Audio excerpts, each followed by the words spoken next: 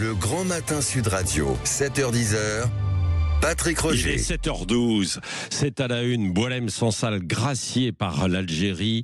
Il est ce matin en Allemagne. Nous sommes avec Arnaud Benedetti, fondateur du comité de soutien pour Boualem Sansal. Évidemment, qui s'est réjoui hier de cette annonce et qui est avec nous ce matin. Arnaud Benedetti, bonjour. Bonjour à vous. Bon, voilà, bravo Arnaud Benedetti. En un mot aussi, Sud Radio vous remercie vraiment pour ce que vous avez fait, parce que vous êtes battu depuis maintenant un an, évidemment, pour cette libération. Arnaud Benedetti, où est ce matin donc Boualem Sansal? Est-ce que vous avez eu des nouvelles donc après sa libération hier par l'Algérie?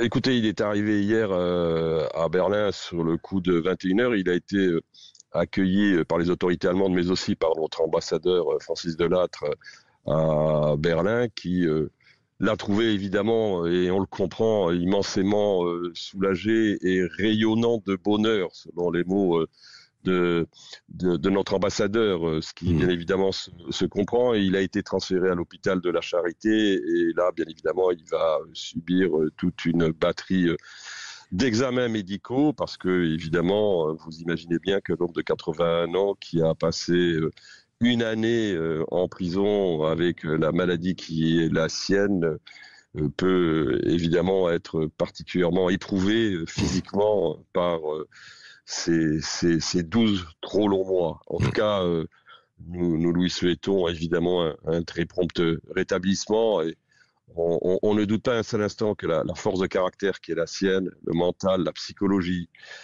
qui le caractérise, lui permettront de surmonter très très vite les épreuves qu'il a pu subir. Oui, oui. Est-ce que vous savez déjà, Arnaud Benedetti, quand est-ce qu'il doit rejoindre la France, ou est-ce que... Non, il est vraiment trop tôt aujourd'hui pour, si vous voulez, programmer un quelconque agenda. On aura certainement un peu plus de nouvelles, et on pense l'avoir aujourd'hui dans la journée. Il est clair que de toute façon son intention était de s'installer en France. Je rappelle que de toute façon il était en train de s'installer en France avant de faire ce court séjour. D'ailleurs, à l'origine ça devait être un court séjour en Algérie qui s'est transformé malheureusement en très long séjour dans un cachot. Mais évidemment, Boualem Sansal avait acquis la nationalité française, je le rappelle, au printemps 2024, et sa volonté était véritablement de pouvoir vivre en France. Il aime la France, c'est un amoureux de la France, c'est un amoureux de la liberté en France, et c'était évidemment sa volonté, et ça reste sa volonté. Oui. Alors, outre votre mobilisation avec le comité de soutien, on sait que la relation entre Paris et Alger était très tendue. Le président Tebboune finalement donc a fini par gracier en fait Boualem Sansal, et il a fallu l'intervention, la médiation de l'Allemagne. Pourquoi l'Allemagne? Pourquoi et comment cette libération, en deux mots, Arnaud Benedetti?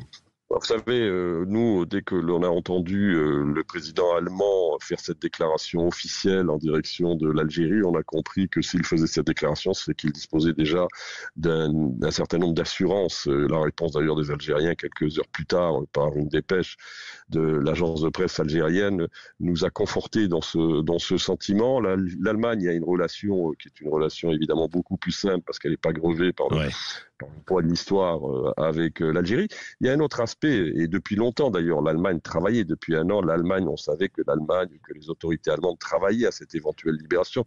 D'ailleurs, à plusieurs reprises, quand on a cru qu'il serait libéré durant cette longue année, la piste allemande a toujours été évoquée, dès décembre d'ailleurs 2024. En outre, il y a un autre aspect, c'est que Boualem est un écrivain qui est particulièrement célébré en Allemagne, puisqu'il a reçu, je le rappelle, le plus grand prix littéraire allemand, le Grand Prix de la paix. Donc c'est quelqu'un qui compte dans le paysage littéraire allemand, ce qui aussi crée, si vous voulez, un écosystème favorable à ce que l'Allemagne se sente véritablement investi dans ce